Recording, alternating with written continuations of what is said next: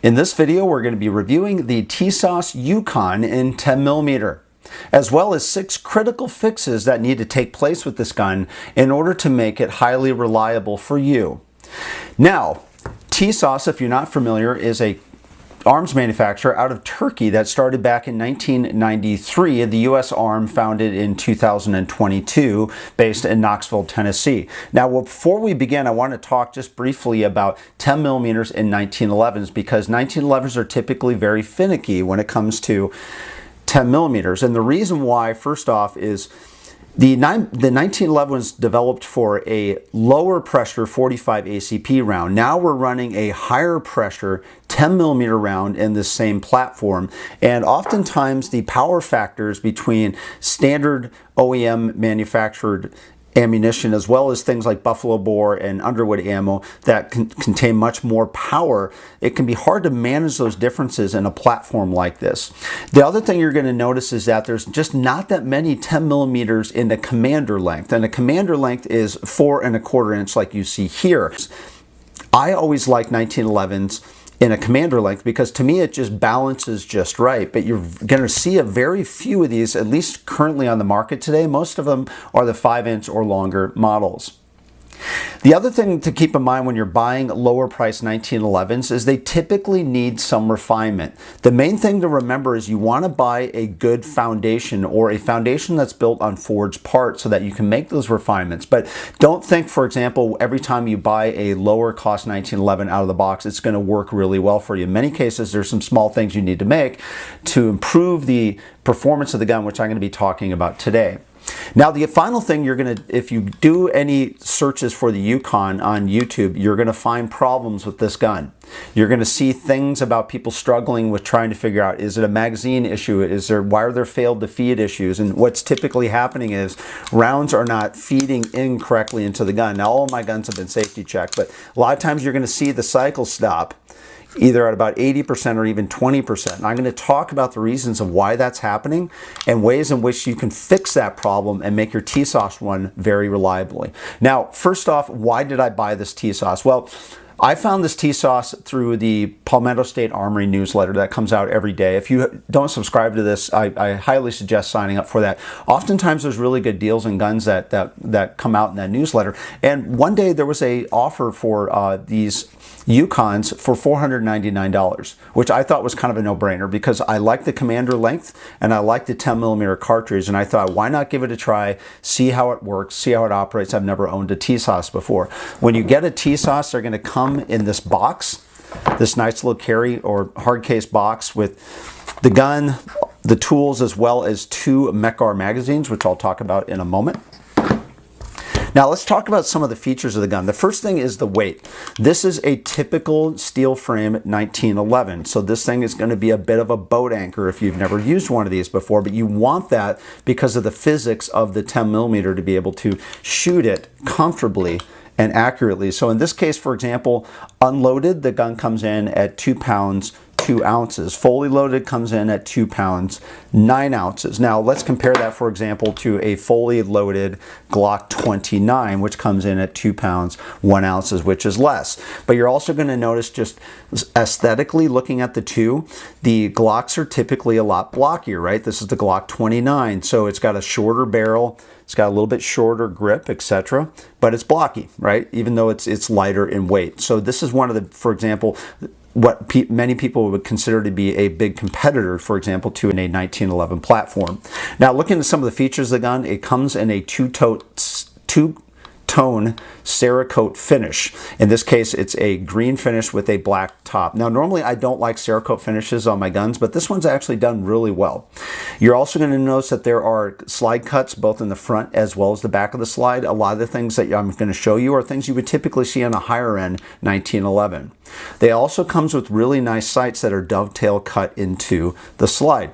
And in this case, you have a fiber optic front sight and a rear notch U sight, which again, excellent sights.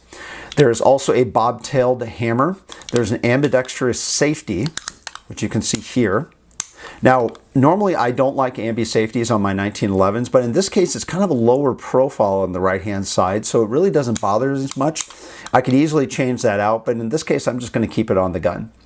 There's also a memory bump on the grip safety, as well as a bobtail cut grip, and you're going to usually see this a lot in commander style carries because, again, it doesn't print as hard as a normal 1911 would. You're also going to notice that there's front and back grip serrations. Now, this is one of the more expensive things that you see on higher end 1911s, because it costs money to do this, especially on the front strap. Again, these are part of the gun out of the box. The trigger guard is also undercut for a little bit higher and more comfortable hold. And again, this is something you would typically see on a little bit higher end 1911. Now, the trigger on here is an excellent trigger as well. It breaks at around 3.5 pounds on my Lyman gauge with a nice audible reset and travel. Again, excellent trigger right out of the box. The other thing is these grips. So a lot of times you're going to see lower cost 1911s come with really like slender, slim grips. You don't want slim grips on a 10mm. Trust me, you got a lot of power that you have to manage here, especially if you're shooting the right loads. They come with the full size grips, but these grips are really, really nice grips. And it even has the thumb groove, for example, to eject your magazines, etc. But again, these are really nice grips, and honestly, I really like them. I'm not going to change them out, which is pretty unusual for a 1911 when I buy them. And then the final thing I would point out is that all the parts on here since 2022, Tisas has been using all forged parts in their 1911s. Now, the only exception to that is the recoil spring plug, but again, you don't really need that to be a forged part to have a good gun. All the rest, all the main components that you see on here are all forged pieces. Now, I'm going to talk about the 6 things that you want to do to this gun. If you own it now or you want to own it, there are 6 things you're going to want to do to make sure that this gun runs reliably for you moving forward. The first thing are magazines. 1911s, as I mentioned before, in 10mm can be pretty finicky. It comes with 2 Mekar magazines in the box. Now, Mekar magazines are actually pretty good magazines, but one of the things I've noticed with my 10mm are I need to find ones that are really reliable. And the followers, for example, on the metal form magazines, the 10mm are just a little bit better than my Wilson Combats as well as my Mekar magazine. So as a result of this, what I found, at least for me, I get 100% reliability out of the metal form 10mm 8-round magazines, and I get them with a removable base plate.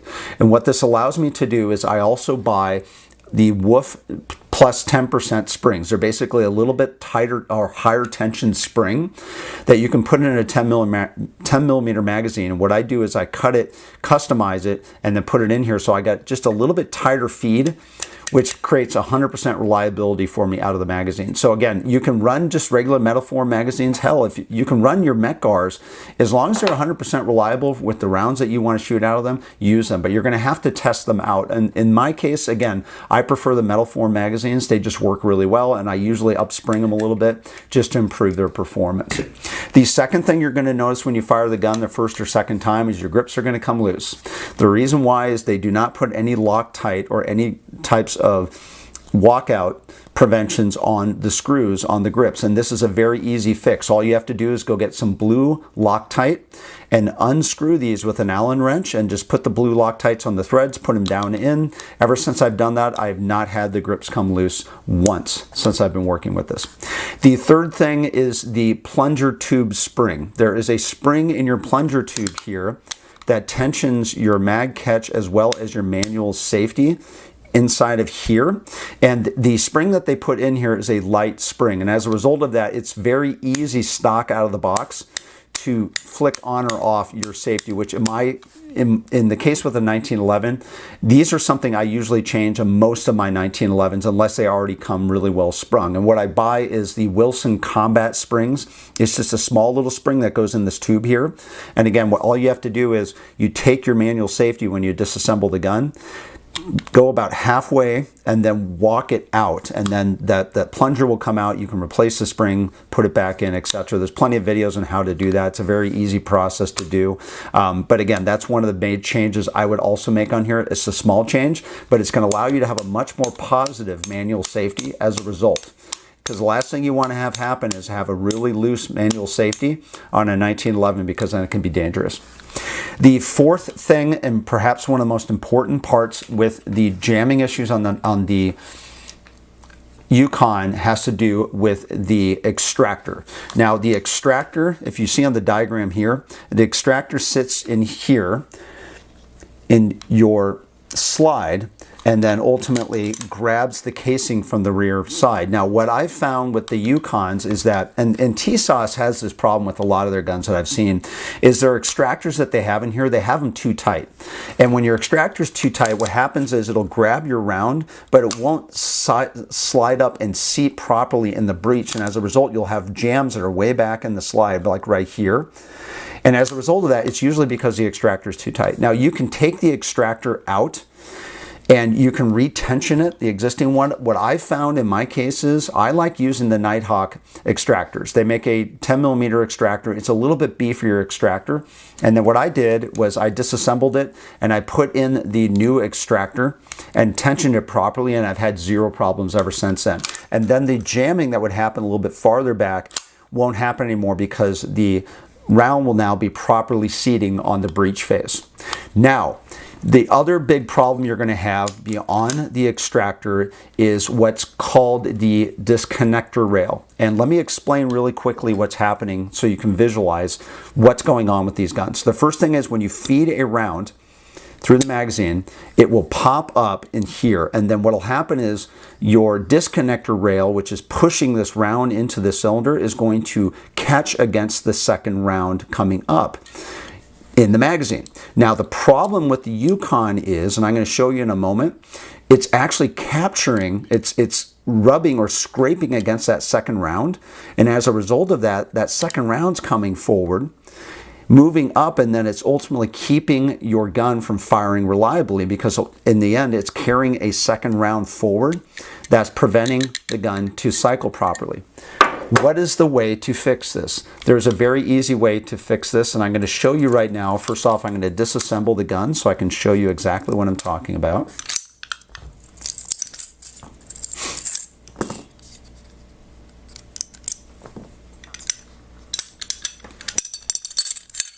Okay, right here is what's called a disconnector rail. And the disconnector rail, you can see the breech face here where the round goes into, and then you have this rail here. Now, the problem with the Yukons when they come out of the factory is this rounded part here is actually squared. What they did is they cut a line across it, and it's got two sharp edges. And what those sharp edges are doing is it's coming up against that second round, and it's going to scrape along the brass. And that's why you're going to see, like I did when I first started firing the gun, I started seeing little pieces of brass that have been filed off of these cases in the slide. And then you're also going to notice there's little nicks or cuts or even indentations because instead of having a rounded breech face right here, what it's doing is it's a squared or pointed breech face, and this is a flaw in the design of the Yukon. As a result of this, what you need to do is you need to do what's called a radius and polish of this disconnector rail. So what I did was, in this case, is I took a small microfile, a fine metal microfile, and then ultimately went across this very slowly, methodically, and changed those little pointed areas to a rounded face on this disconnector rail. And then after that, what I did is I took 1000 grit sandpaper and ran it all the way from the breech face down along the disconnector rail and along this hump here. And then the final thing is I took a Dremel with a polishing head and flitz, put it on here, and then polished it up to a really high sheen. And basically this has created now a perfectly smooth surface that does not drag on the rounds anymore when it pulls them up. This is going to fix your other reliability issue on the Yukon. It's very easy to do this. However, if you're not comfortable doing this type of work on a gun or things like this, you're going to probably want to have a gunsmith do it. But I want to show you at least where the part of the problem is, because in the Yukon, if you disassemble it and run your finger over this area I'm talking about right here, you're going to feel it. It's kind of, they have two little points there in a groove. It shouldn't be that way. It should actually be rounded. And this is something I hope Tisas is taking notes on, because this is how it should properly come out of the factory, that it's not, that you can fix again with a file, sandpaper, and flitz and a Dremel to be able to polish that up really well and really smooth in order to alleviate those feeding problems. Now, the final thing I would advise if you already have the flitz and your Dremel with your polishing head out is go ahead and polish your feed ramp and areas around here as well, because again, that's going to help improve your reliability.